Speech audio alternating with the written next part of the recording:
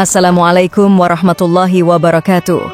Bayangkan seorang anak yang lahir dari kekacauan dan bencana, yang tumbuh di bawah asuhan malaikat dan memiliki kemampuan magis yang menakjubkan. Inilah kisah tentang Dajjal, tokoh yang telah menginspirasi ketakutan dan misteri selama ribuan tahun. Dari kelahirannya yang penuh tanda tanya hingga rencananya untuk menguasai dunia, simak perjalanan menegangkan ini yang belum pernah Anda dengar sebelumnya. Siapkah Anda untuk mengungkap rahasia terbesar dalam sejarah umat manusia?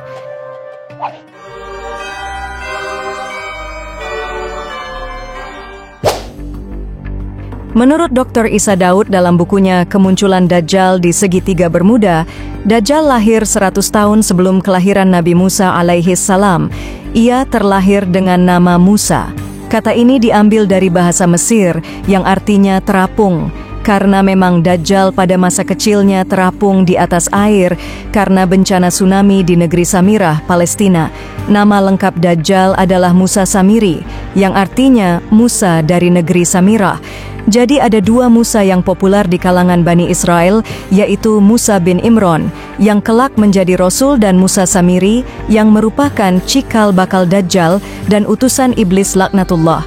Dajjal terlahir dari keluarga penyembah patung sapi, yang dalam Quran disebut Ijlu atau anak sapi. Dajjal terlahir dari perkawinan sedara. Dampak dari perkawinan ini menjadikan Dajjal menjadi manusia cacat dengan mata buta sebelah. Sejak kelahirannya, Dajjal tidak mau menyusui dan senantiasa tertidur, hingga mengakibatkan payudara ibunya mengalami pembengkakan hebat dan menimbulkan panas yang luar biasa. 2 bulan kemudian ibunya meninggal. Pada saat itulah di negeri Samirah gempa di dasar laut yang menimbulkan tsunami yang sangat hebat. Seluruh negeri itu hancur dilibas banjir. Nyaris penduduk pulau itu tak ada yang tersisa. Atas bencana ini, Allah mengutus Jibril untuk menyelamatkan bayi Samiri, biang Dajjal itu. Ia pun diselamatkan Jibril ketika terapung di atas laut dan diselamatkan ke dalam sebuah gua. Di dalam gua di tengah pulau terpencil itulah Samiri diasuh oleh malaikat Jibril. Menurut riwayat, Samiri diberi air susu dari surga yang keluar dari jempol malaikat Jibril. Begitulah hari-hari Samiri dibesarkan dalam asuhan Raja Malaikat, Jibril alaihi salam. Banyak pengetahuan yang didapat Samiri dari Jibril, meski bukan dalam kata-kata. Di antara pengetahuannya adalah, setiap benda yang disentuh oleh Jibril bisa hidup, seolah-olah ada ruhnya. Karena ya Jibril diberi gelar Ruhul Kudus atau Ruhul Amin. Konon ketika Nabi Isa menghidupkan orang-orang mati di hadapan Bani Israel, Jibril lah yang membantunya dengan cara menempelkan sayapnya di atas kuburan-kuburan. Pengetahuan inilah yang kelak menyesatkan Bani Israel menjadi penyembah patung anak sapi dari emas ketika Nabi Musa bersemedi di Gunung Tursina selama 40 hari. Kisah ini dengan sangat panjang lebar dimuat dalam Quran surat Toha. Pada usia muda remaja, keluarlah Samiri dari persembunyiannya. Sejak itu Samiri punya cita-cita aneh. Ia bercita-cita ingin menjadi Tuhan dan agar manusia menyembahnya. Ini dikarenakan Samiri punya keistimewaan berkat pergaulannya dengan malaikat Jibril. Di samping itu, Samiri punya kelebihan dari Allah berupa kecakapan luar biasa dan kesehatan. Diriwayatkan, Dajjal tidak pernah tua dan pikun. Setiap mencapai usia 100 tahun akan menjadi muda kembali. Itulah antara lain kelebihan Allah yang diberikan kepada Dajjal Samiri. Maka dalam perjalanannya yang pertama ini, Dajjal berinisiatif untuk mendatangi guru-guru sihir ternama dan berguru kepadanya. Di antara guru ternama itu seorang penyihir dari Yaman. Tentu saja setelah mengunjungi dan menjajal master-master sihir di Mesir, yang memang pada waktu itu profesi sihir banyak dimanfaatkan oleh para Fir'aun. Akhirnya Samiri berhasil mengalahkan guru-gurunya dalam ilmu sihir. Dengan dasar inilah, hingga kini, Dajjal sebagai master sihir tiada duanya di seluruh dunia, di samping penguasaannya pada teknologi. Dalam perjalanannya, Dajjal selalu datang pada setiap masa kenabian untuk menyesatkan umat manusia. Pertama kali ia pernah menyesatkan Bani Israel dari penyembahan kepada Allah kepada patung sapi dari emas. Sungguh suatu prestasi yang mengagumkan. Disebut mengagumkan karena pada waktu itu ada Nabi Harun sebagai pembimbing ruhani di tengah-tengah mereka. Dan yang jelas Musa masih hidup, hanya saja sedang bermeditasi di Bukit Tursina. Pada zaman Nabi Isa, ia pun datang, namun diusir oleh Nabi Isa. Namun berhasil menyesatkan umat setelah Allah mengangkat ke langit Nabi Isa pada usia 33 tahun. Penyesatan Samiri selalu masalah akidah. Bani Israel setelah Nabi Isa mayoritas tidak lagi menyembah Allah yang Esa, melainkan lahir konsep tiga Tuhan atau Trinitas, penebusan dosa, peniadaan tradisi khitan bagi laki-laki, menghalalkan babi dan riba dan perbuatan-perbuatan bid'ah lainnya. Samiri menyebarkan gagasannya ini melalui murid kesayangannya yang bernama Paulus atau Saul, yang kemudian mengaku dirinya sebagai rasul. Dalam sejarahnya Saul merupakan musuh Nabi Isa. Sama seperti Samiri, Saul dilahirkan dan hidup di tengah-tengah keluarga Yahudi yang doyan menyembah anak sapi.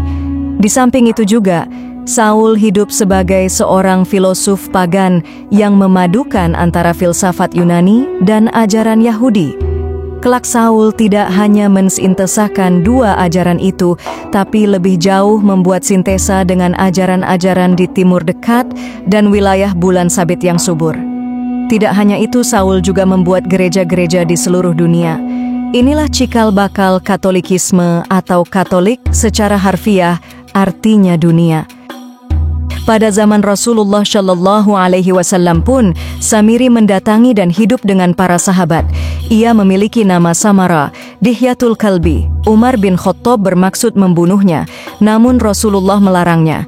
Sama seperti nabi-nabi terdahulu yaitu Musa dan Isa, selalu membiarkannya. Karena dibiarkan hidup, Samiri leluasa bergerak menyesatkan umat. Sekte-sekte sesat dalam Islam dan nabi palsu pasti tidak luput dari proyek Samiri, Sang Dajjal. Ribuan hadis palsu yang dibikin oleh orang-orang Yahudi dan orang Muslim munafik pasti mendapat sentuhan dari tangan Samiri. Zaman modern, peluang Dajjal untuk menyesatkan manusia secara massal semakin terbuka. Pasca Revolusi Prancis merupakan zaman baru bagi Dajjal. Humanisme, yang intinya adalah anti Tuhan dan sebagai gantinya, manusialah yang dijadikan Tuhan. Gagasan humanisme persis seperti misi Dajjal.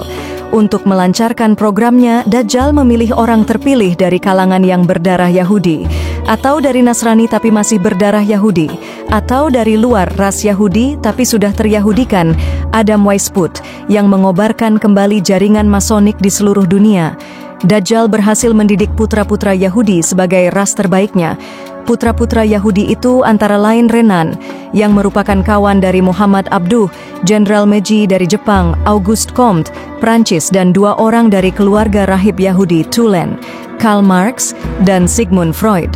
Tak ketinggalan seorang pendeta Nasrani yang murtad menjadi ateis, Friedrich Nietzsche. Kesemua gagasan orang-orang itu semuanya sama, ateis, dan menjadikan manusia sebagai Tuhan bagi dirinya sendiri. Pada abad 19 agama Masehi di Eropa nyaris sekarat. Ia mendapat gempuran hebat, terutama dari ketiga pemikir Yahudi itu, yaitu dari Karl Marx, Freud, dan Comte. Kesimpulannya sama, menganggap agama itu ilusi, agama itu bohong, agama merusak dan menghinakan manusia. Marx berpendapat, agama merupakan candu masyarakat. Agama tidak lebih dari bayang-bayang dunia materi. Jadi yang sebenarnya ada adalah materi. Agama itu bayang-bayang, dan karenanya sebenarnya agama bikinan manusia sendiri, bukan berasal dari Tuhan. Freud mendefinisikan agama lebih jijik lagi. Agama, katanya, tidak lebih dari nafsu birahi yang tertahan, yang tidak tersalurkan secara bebas. Dan Comte memandang agama sebagai tahap primitif dari pemikiran manusia. Karena tahap primitif manusia sudah terlewati, agama tak dibutuhkan lagi. Dua orang pertama, Freud dan Comte, sangat kuat pengaruhnya pada dunia ilmiah. sehingga pengetahuan ilmiah menjadi kehilangan aroma spiritualnya, pengetahuan ilmiah yang meniadakan dunia ruhani. Tak ada dunia kecuali dunia sekarang ini, dunia materi. Sedang Karl Marx kuat pengaruhnya pada dunia politik, karena Marx-lah komunisme diformulasikan dan tersebar ke seluruh alam. Baik pengetahuan ilmiah ataupun komunisme sama-sama ateis dan menuhankan manusia sebagai pengganti Allah. Inilah antara lain keberhasilan Dajjal dalam bidang sains dan politik abad ke-20. Dajjal semakin mondial. Kapitalisme merupakan perangkap Dajjal paling efektif. Manusia dibuat sedemikian rupa untuk menuhankan benda di samping manusia. Amerika disinyalir menjadi sarang Dajjal pada abad ini. Setelah Perang Dunia Kedua, pertarungan dunia dimenangkan oleh Amerika. Dajjal dan pasukan rahib-rahib Yahudi mengendalikan Amerika dan sekutunya. Setempel Dajjal ada dalam mata uang dolar Amerika. Bintang Daud memenuhi simbol-simbol instansi dari militer sampai hiburan. Televisi pun menjadi sarana efektif kampanye Dajjal dan Yahudi. Demikianlah, Dajjal dan Yahudi untuk sementara ini berada dalam puncak kemenangan. Tak satu sektor pun yang tak tersentuh oleh Dajjal. Sampai-sampai Amerika pun mereka ganti dengan nama Dajjal, Samiri. Kemudian disingkat Sam, merupakan kependekan dari Samiri. Mereka ingin disebut Uncle Sam.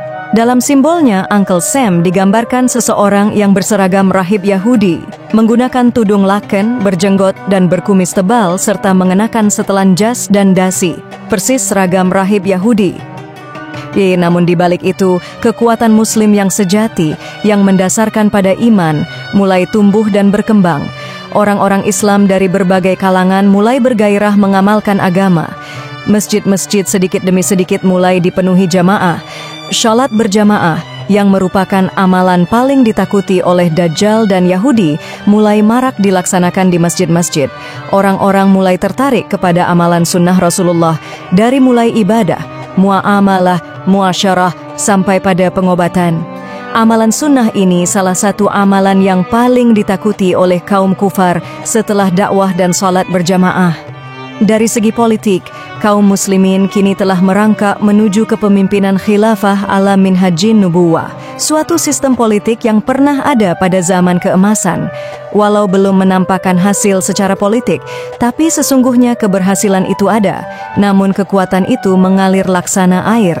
Pelan, lembut namun pasti, tengah menuju kepada kekuatan dahsyat. Imam Mahdi Al-Muntadhar, yang dulu masih menjadi pertanyaan bagi sebagian kaum muslimin, kini kepemimpinan itu menjadi semakin terwujud dalam waktu dekat. Semakin banyak kaum muslimin yang optimis akan kedatangan Imam Mahdi sebagaimana dijanjikan oleh hadis Nabi. Justru keyakinan ini timbul bagi orang-orang istiqomah memperjuangkan Islam dan umatnya.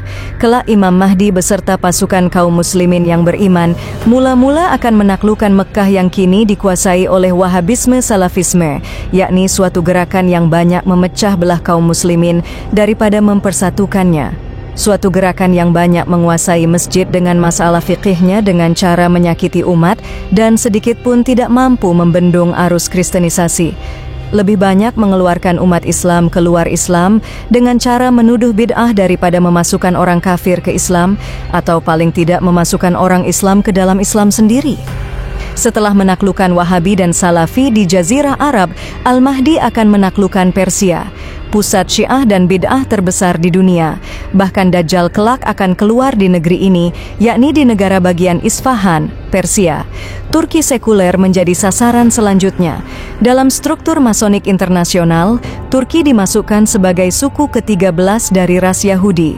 Kita tidak tahu persis ras Yahudi yang jumlahnya 12 menjadi 13 setelah mendapat tambahan dari ras bangsa Turki. India menjadi target selanjutnya. Inilah pusat kegelapan dunia di zaman modern. Saat orang telah meninggalkan penyembahan pada binatang, India masih saja menyembah binatang. Sapi, monyet, dan ular diyakini sebagai tuhan-tuhan mereka. Tanpa dakwah, India bagaikan miniatur bangsa kuno di era modern. Di masa Imam Mahdi, 1 miliar penduduk India diyakini akan memeluk Islam. Target selanjutnya adalah bangsa Kiraman, demikianlah Nabi Muhammad menyebutnya. Nabi menyebutkan ciri-ciri orang Kirman adalah bermata sipit. Ini mengisyaratkan kepada bangsa-bangsa yang berada di Asia Timur, Cina, Jepang, Mongol, Korea, dan termasuk Indonesia. Karena Indonesia secara genealogis berasal dari Cina. Hanya kulitnya saja yang berbeda karena perbedaan iklim antara Asia Timur dan Asia Tenggara. Pada dasarnya sama. Akhirnya Imam Mahdi dengan dibantu oleh Isa bin Maryam akan mendatangi Roma, pusat Katolik dan pusat bid'ah dalam tradisi agama Abraham atau Nabi Ibrahim. Pada saat inilah Isa dan kaum muslimin yang beriman akan bersemangat menghancurkan salib sebagai simbol kemusyrikan dan merupakan bid'ah besar dalam tradisi Abrahamik. Selain itu juga akan memusnahkan babi yang pernah dihalalkan oleh Paulus, pendiri Katolik. Pada saat inilah seluruh orang-orang Nasrani akan berduyun-duyun masuk Islam. Setelah peristiwa ini, manusia terbagi dua, Islam dan Yahudi. Mengapa demikian? Karena seluruh manusia telah memeluk Islam, kecuali bangsa Yahudi. Bangsa yang kini tidak lebih 12 juta ini memilih mati daripada harus memeluk Islam. Akhirnya mereka dibunuh oleh kaum muslimin tanpa kecuali. Hingga akhirnya kaum Yahudi lari terbirit-birit dan bersembunyi di balik bebatuan dan pepohonan. Anehnya, saking bencinya batu dan pohon itu atas orang-orang Yahudi, mereka pun memberitakan atau mengisyaratkan tempat persembunyian Yahudi kecuali pohon Gorkod. Kata Nabi Muhammad SAW, karena ia merupakan pohon Yahudi. Pada penaklukan Roma itu pula, Dajjal, si pengecut, keluar dari persembunyiannya. Dalam hadis disebutkan, akan keluar Dajjal beserta 70.000 pasukan Yahudi di Isbahan. Pada hadis lain disertai pula dengan 70.000 ulama jahat, para wanita yang tidak menutup aurat dan para pemusik. Dajjal akan menyerang Syam atau Palestina, menghancurkan pasukan Imam Mahdi dan Isa bin Maryam. Pada waktu itu setelah sholat subuh, jamaah masjid yang dipimpin oleh Al-Mahdi keluar, sementara Dajjal bermaksud menyerangnya. Nabi Isa dan pasukan kaum muslimin bertemu dengan pasukan Dajjal. Kedua pasukan itu pun bertemu. Terjadilah perang campuh hingga akhirnya seperti diceritakan di atas. Ketika pasukan Yahudi mulai keteter, Dajjal bermaksud melarikan diri. Namun ia bertemu oleh Nabi Isa bin Maryam di gerbang Lud, Palestina. Saat berhadapan dengan Isa putra Maryam, badannya mendadak meleleh seperti lilin kena api, atau dalam lain riwayat, seperti garam terkena air, hancur. Maka setelah itu musnahlah sejarah Dajjal yang berkembang membuat fitnah dan bid'ah selama lebih dari 4.500 tahun. Pasca pembunuhan Dajjal, dunia diliputi keamanan dan kedamaian. Kemakmuran material dan spiritual mendapat titik temu. Dunia dipimpin oleh seorang yang adil, kuat dan saleh. Itulah Al-Mahdi. Dialah khalifah terakhir kaum muslimin dan dunia. Khilafah ala minhajin nubuwah. Dari kelahirannya yang penuh dengan tanda tanya hingga rencananya untuk menguasai dunia, kisah Dajjal mengungkap banyak sisi gelap sejarah umat manusia. Namun, di balik semua itu, kekuatan iman dan keyakinan tetap menjadi benteng terakhir melawan segala tipu daya. Semoga kisah ini memberikan kita pelajaran berharga dan memperkuat iman kita dalam menghadapi berbagai cobaan di masa depan. Sampai jumpa di video berikutnya, dan tetaplah waspada serta berpegang teguh pada kebenaran. Wassalamualaikum warahmatullahi wabarakatuh.